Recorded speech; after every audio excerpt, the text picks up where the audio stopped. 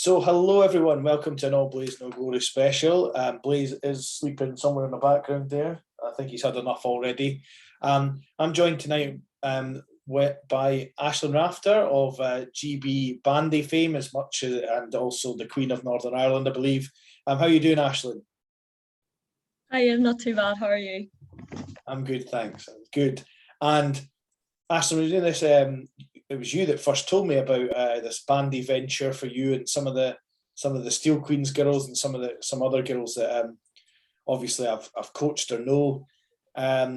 So tell me how you got involved with bandy. Well, it was actually a message that was put in an old group GBU group chat from Monica Petrosino, and she asked us if we were interested in getting involved in a newly formed bandy team that was going to go to the World Championships this year. And I had never heard of bandy before. I didn't know what it was. But when I looked into it and I watched a few video clips and stuff, it looked a lot of fun. And yeah, it just kind of seemed like a no-brainer to me to just get involved with it because it just seems so cool. Yeah, so that's how I got involved. I got a phone call from Tom Parker, who's the sort of manager and sort of mainland coach for GB when we're not in Sweden. Um, and he phoned me and he said, like, he gave me the details of the trip and what they're sort of aiming towards and stuff. And they seemed like really keen and motivated people. And I was like, yeah, I really want to get involved in this. It seems like a lot of fun.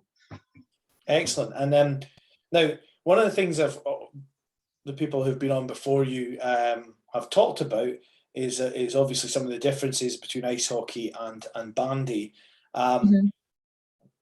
One of them is the skates. So are you going to go bandy cut on your hockey skates? Or you get new skates, or what are you doing about that for your trip away?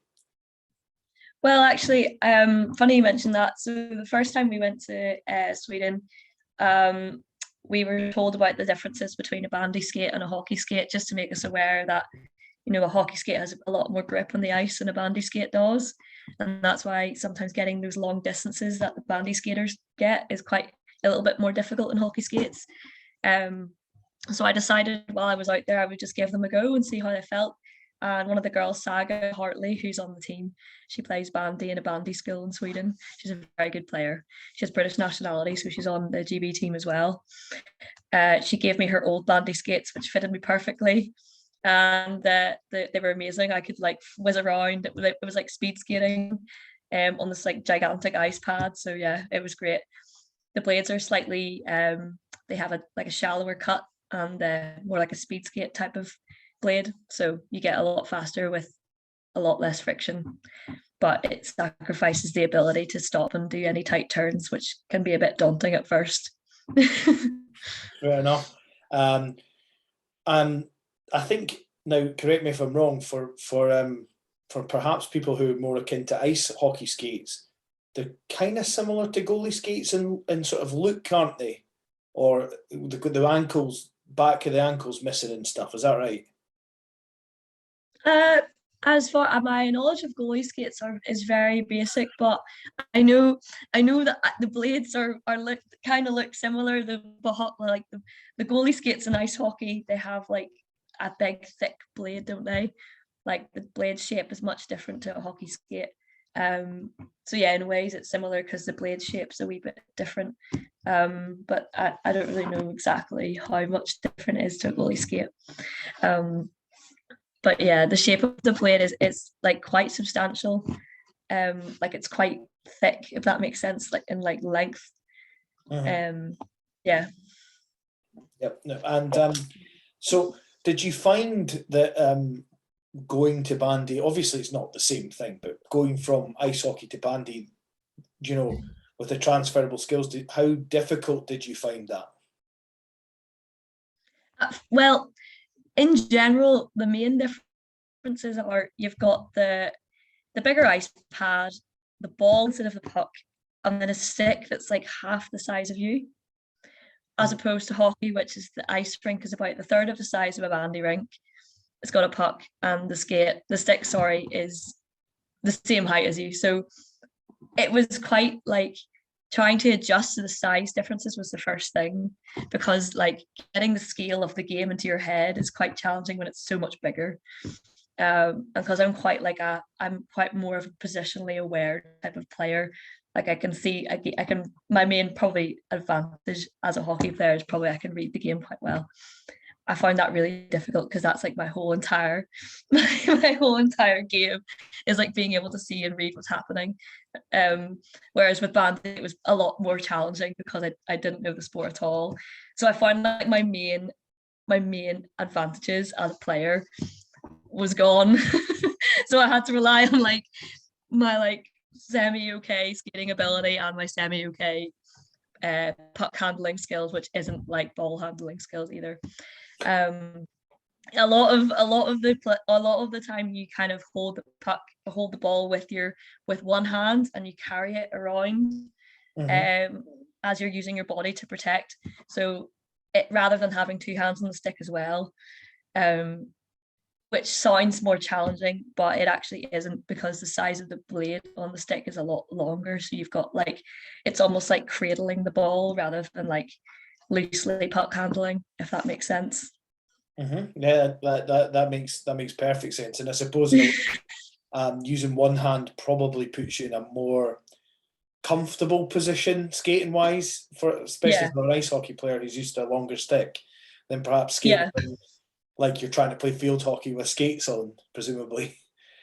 Yeah, and I think also like the way you hold your weight is slightly different, because I think in hockey you lean on your stick a lot, whereas in bandy you're kind of waving your arms a lot in the air, and you're less sort of like leaning on your stick a lot when you're puck handling or shooting. It's very much like you're kind of running and carrying the ball. It's yeah. I mean, like you bend over a lot more, but it's not because you're leaning on your stick more. It's because the actual size of the stick is a lot smaller, so you have to bend over a lot more to carry it. But yeah.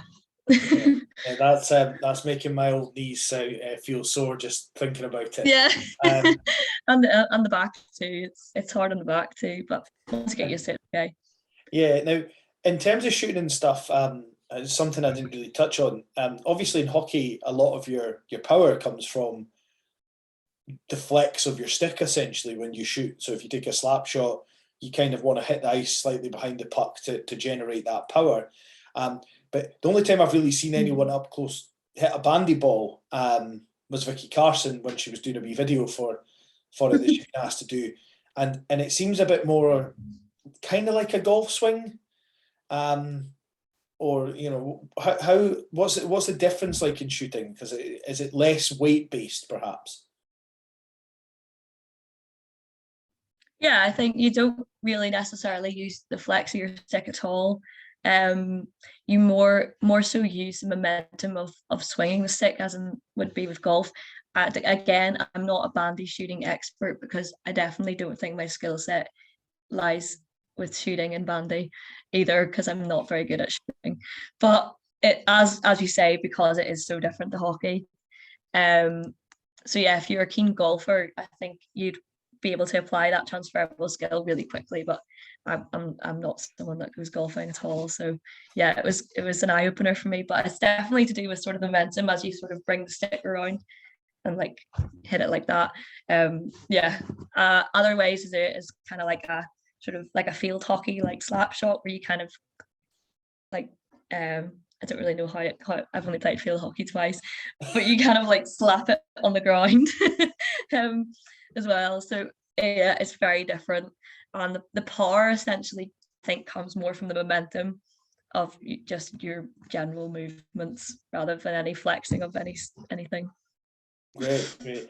And now I think the last people I spoke to weren't aware of this, but I think the schedule for the tournament is open, and you know your groups and stuff. So who are you going up against, and who have you got first? So up first we have Switzerland.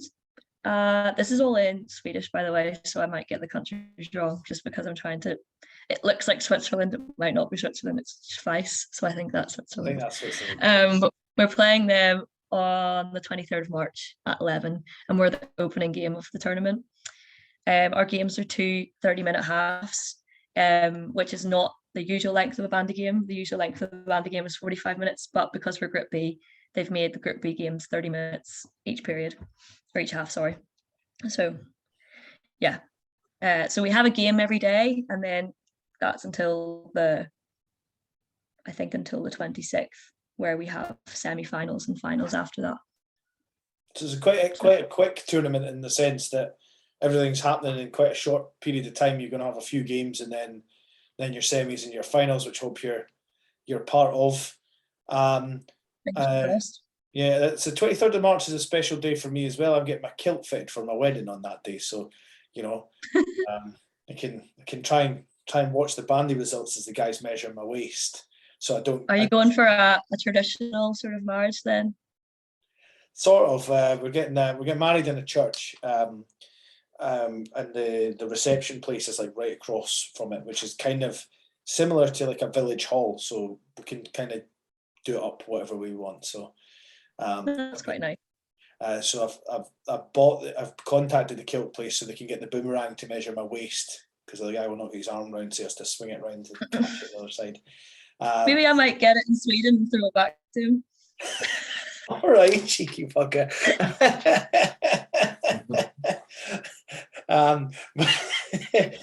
Well, only joking. No, it's all good. That's good. I like a joke. It's all fine.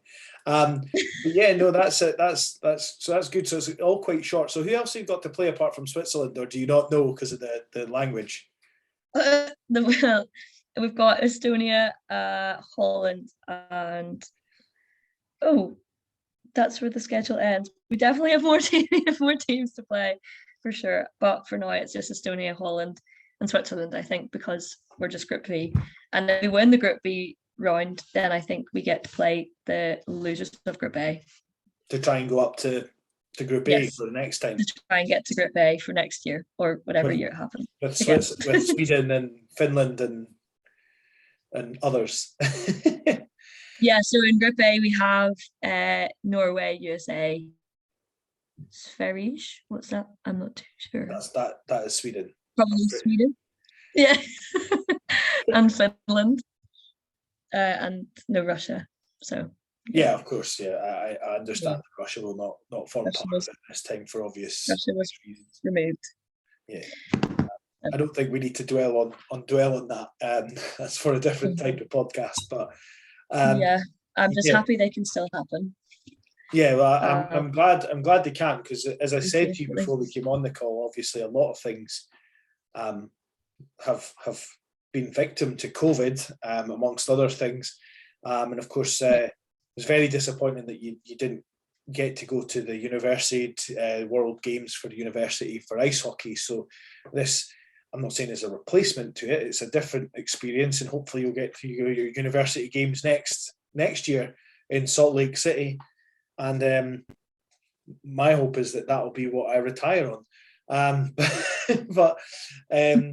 Yeah, so in terms of your other sporting endeavours, what else have you got on the go? Obviously we mentioned ice hockey there, but have you got plans to play for like Ireland at football or anything else? Because I mean you're kind of covering all bases every time I speak to you. You've got a new sport on the go. Yeah, that's me, the queen of all these niche sports. I think a lot of ice hockey girls tend to get involved with that, especially if they've been in a sport for a few years. They just get involved in the spin-offs. But yeah, I actually started hockey as an inline hockey player, so I've recently been asked to play for the Ireland inline girls, which is good fun. I think they're going to either the European Cup or the World Cup sometime soon, sometime this year, which is exciting. So yeah, that's the Ireland women's. And then there's also the Irish women's ice hockey team as well. So they have not picked their squad, but I've been going to a few of those training sessions too. So very that's nice. really it. Try and stick off. I've been doing a bit of spin classes as well. They're kind of nightclub themed spin classes. Yeah, we've got who was last week? Ariana Grande versus Pink. That was a good one. So they do a mashup of songs, and yeah, you just follow the instructor, but it's really good fun. Yeah. Well, I hope Just Like a Pill wasn't one of the songs that they were doing by Pink during it. But anyway, and in terms of the Ireland teams, because that's something that you briefly mentioned to me. So is that for the whole island of Ireland then, essentially, and they train in Belfast as well then? Yeah, so the ice team train in Dundonald, because they don't have a rink down south. But the inline team trains everywhere from like Cork to Portadown, which is way at the top, to way down below. Cork's right at the bottom of Ireland, as you probably know. Kilkenny used to have a rink. I don't know if they have it anymore.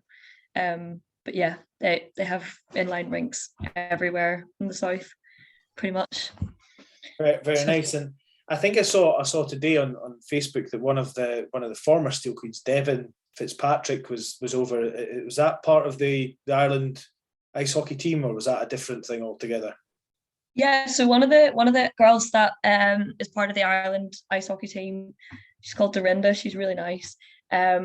She organises a tournament which involves ice hockey and inline hockey, and it happens what's happened for 2 years now, with a hiatus between COVID. But the aim was to run it every year and bring girls that were like hockey players in Ireland all the way like back together in one place. So there was girls traveling from everywhere.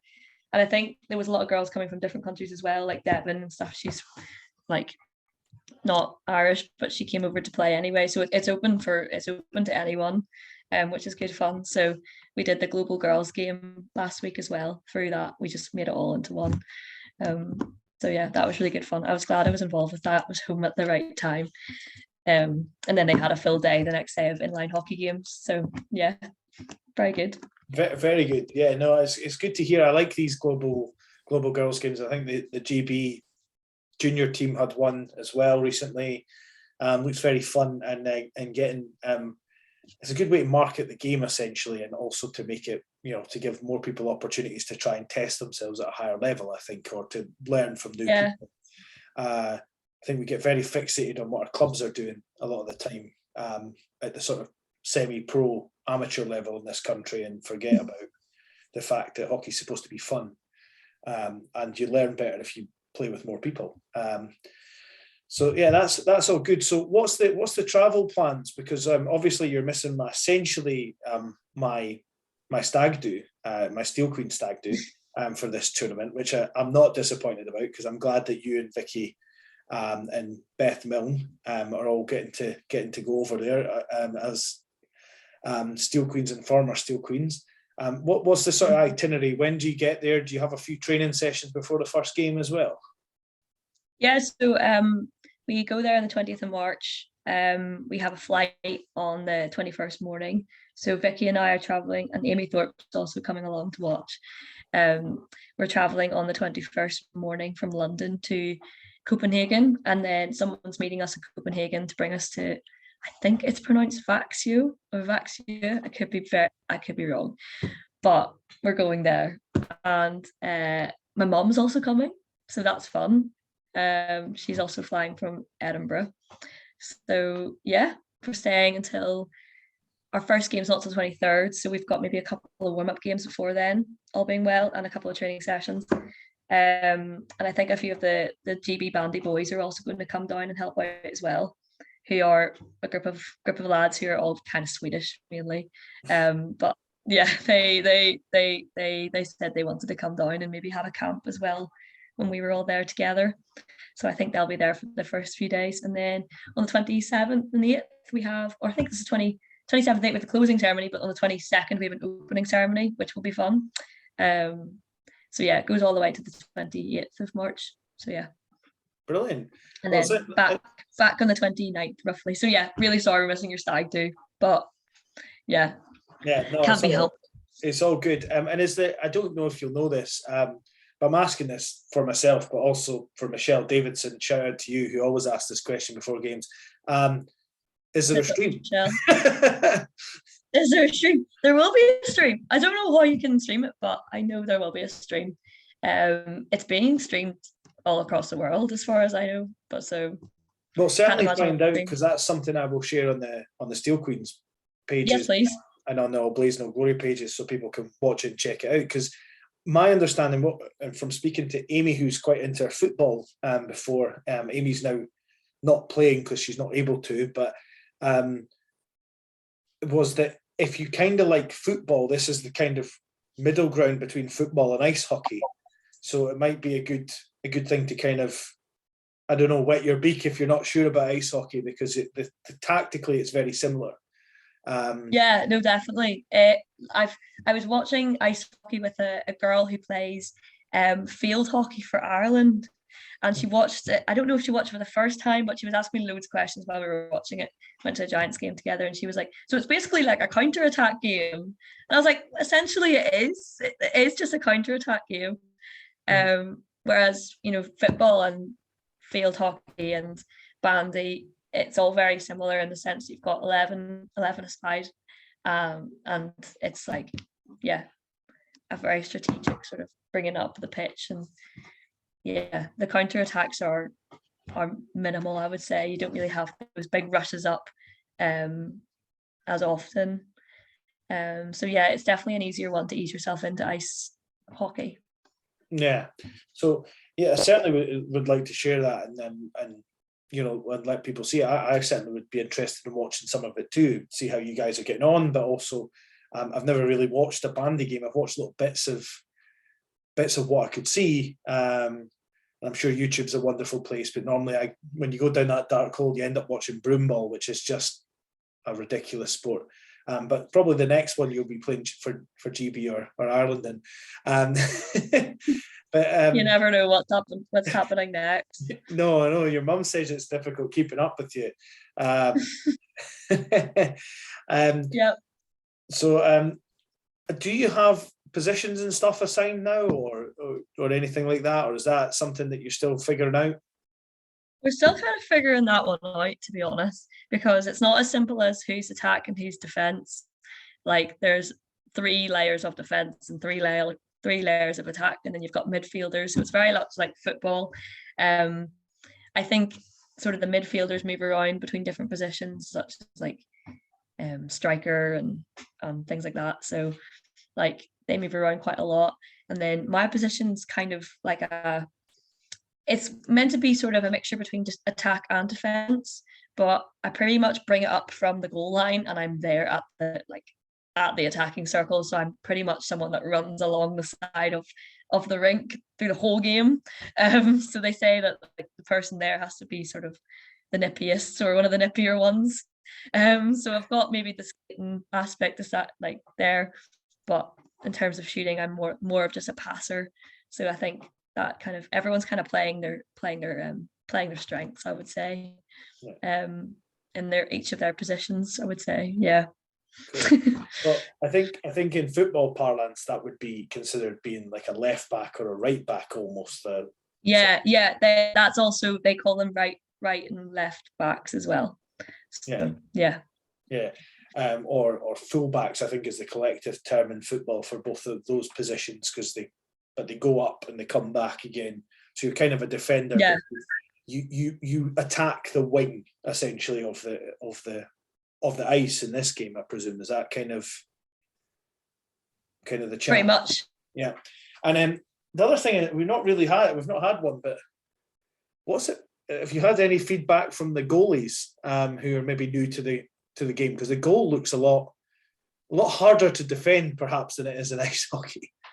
Yeah, I think I'm so impressed with how well our goalie Gemma has like stepped up her game in terms of like adjusting herself to bandy, because yeah, the goal size is like I think at least 6 times bigger than ice hockey net, maybe 10 times bigger. It's massive.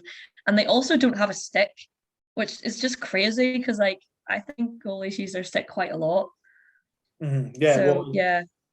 In hockey, your stick is important for so many things. And if you've got a good stick game, then you can cover a lot of things. So the goalies don't have a stick at all. So do the goalies have a catcher's mitt like in ice hockey, or are the gloves different, or are they the same?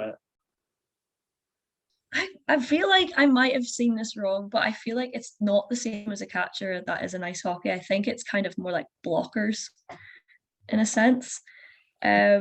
But yeah, they're still very skilled, and they have to be a lot more quick on their feet, I think, because they have a lot more area to cover, essentially. Although a very little shots come in very close, I would say they have a lot of shots from quite far away, because they all have to sort of come in from that circle and shoot, kind of like field hockey. So the top of that circle is quite a distance away still.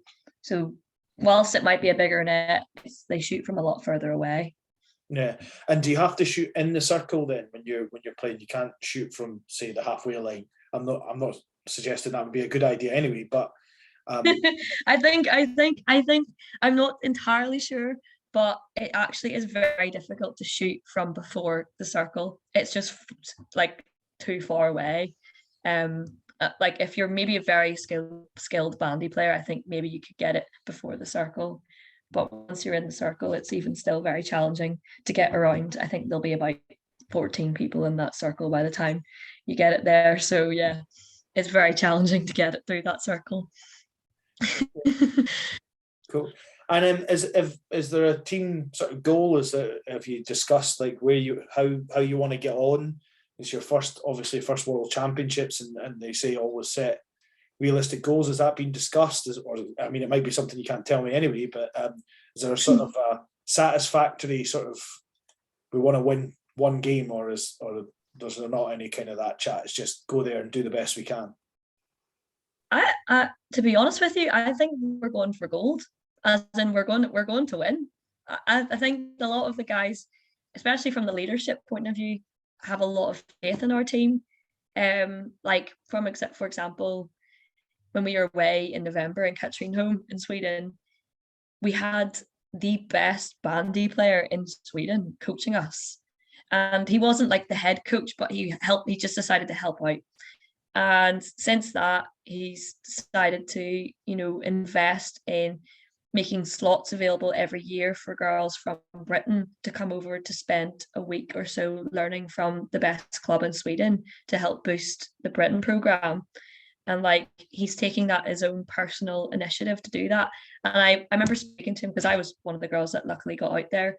That for the first time he got that exchange going with Phila BK, you call them, Phila Bandy Club.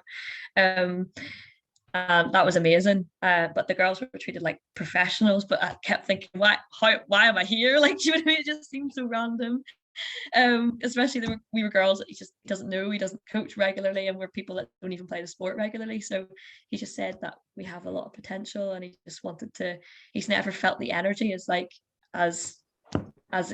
just like as keen as he ever did. Like girls willing to learn, so quickly to learn, and like he just saw the energy, and he just wanted to like assist that as much as possible. So I think the vision is like they have a really strong. I think the partnership in Sweden for this program is really strong, and the sort of end goal would probably be almost to establish the British team as well as it can be, for bandy to become an Olympic sport, which is kind of the goal for many of the Swedes that play bandy. They want to see it become an Olympic sport. And since I've been out there and I've saw the professional girls kind of playing, they are treated like professionals. I think they're paid as well, so they are professionals. They just deserve so much more. They deserve an Olympic competition. So yeah, like I can't wait to sort of see how that grows, because it's very exciting. Yeah, and the good thing about bandy as well is that it's a traditional winter sport. I mean, to be honest with you, there's theories that I don't know whether it's right or not, but there's theories that bandy is, as I understand, is essentially a British sport, but there's definitely a British history to it. With the first Oxford Cambridge ice hockey varsity was actually a bandy game. It wasn't. That's right. It wasn't ice hocky. Yeah. So you were the one that found that one out. Sorry. You were the one that found that fact out for us. Yep. I did. Yeah, because I remember reading it when I went to. God, Nick will be proud of me. When I went to commentate on the Oxford Cambridge 100 varsity in Switzerland, the program was there, and I having read it, it said it was a bandy game. So it just shows you that Bandy's been around probably longer than ice hockey, and it's probably quite difficult in Britain to build a facility that could play bandy, but it would be good to see Brits get involved in it. It's a chance to travel to Sweden, which is a beautiful country. And possibly, and I floated this idea to Beth Milne and Vicky Carson, a way to sort of transition people into bandy might be in the summer. They got a rink ball league set up, which is essentially on an ice rink, but like an ice hockey rink, but with a ball and the bandy equipment. So I don't know what your thoughts are on that, but that was an idea I floated. Yeah. You're the one that told me about the bandy experience. So what would your thoughts be on something that was maybe set up like that? Yeah, I think the transition would be a lot easier if we had like a rink ball sort of tournament or some sort of club going in the meantime between the bandy tournaments, because back between the bandy sort of season, because the bandy season is traditionally a lot more in the winter side, because bandy was usually played outdoors and it relied on like the weather to keep the rink frozen. It's only been very recently in the last probably 20 years that they've got these massive indoor rinks. So yeah, the bandy is mainly very much a winter sport. But in the UK, if we don't need it to be in winter or summer. It can be any time because we don't really have outdoor ice rinks. So I guess in the UK it could be adapted. So we could maybe play rink ball in the summer and ice hockey in the winter, which would be quite cool. But you can probably, I don't know if you can tell there, but the wheels are already turning in my mind about some kind of rink ball open tournament thing, but I'm not going to say that in front of my fiance because I've already got enough projects as it is, and we're getting married. Yeah, I think that's probably true, but also I think when you get into a hockey rink with bandy equipment on and bandy rules, it's really hard to not play like ice hockey. Because it was one day we got into an ice hockey rink and all of a sudden I was like moving along the blue line and trying not to get offside, and that's just not a thing in bandy.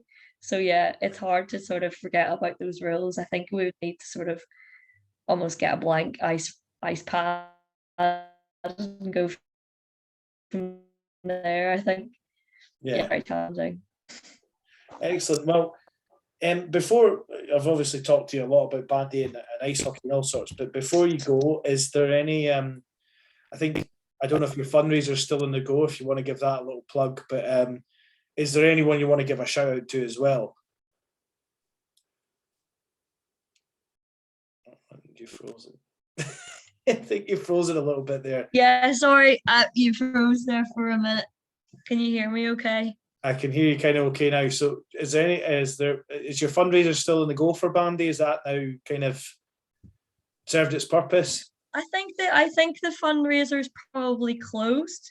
I'm not too sure exactly what's happening with the fundraisers. I know we applied for a few grants, but I'm not sure about the fundraiser. I can't plug that because I don't even think it exists at the minute. But in terms of shout outs, I'd love to shout out to all of the GB Bandy girls, and I can't wait to see them all in less than 2 weeks where we go away. Big shout out to Claire and Tom as well for the two people that keep making this happen and haven't quit despite some of the hardships they've faced trying to make it happen. And a big shout out to Anders and Magnus and Daniel, who are all out in Sweden on the coaching side, and our new coach from Villa, Andreas, who is a top him again, and for the rest of the girls to meet him. So yeah, that's really it. Thanks very much for having me on. No, that's great. And you've missed one person. A big shout out to, of course, Aisling Rafter. Oh, and also I'd like to big shout out for Declan Rafter, the hockey mum, but also Charlotte, the bandy mum, Charlotte and Mark Corky, who are great people as well, who are the team. It's the team bandy mum. She calls herself, and she's rightly calling herself, because I think it was the first time I met her, I was like, Charlotte, will you be my bandy mum? And ever since that has just stuck. Because she was feeding us and catching home. She did all the catering, which was really nice. So yeah, she was one of the GB boys' mothers. So yeah, she's coming over to watch the tournament too, and she'll be keeping in touch with everything, keeping in the lip with everything that happens GB bandy wise. So yeah, Excellent. Well, big shout out to all the mums and dads as well. brilliant. So excellent. Well, I wish you guys all the best. Thank If you. you get gold, I will be over the moon. Fingers crossed. It's something I would love to see, and hopefully I'll be able to catch some games on a stream, and see you guys kicking ass over there in Sweden. So yeah, thank you so much for your time, Aisling. Yeah. It's a pleasure to speak to you as always. I know this will get the old Aisling Rafter bump as well compared to the other videos. So thanks very much.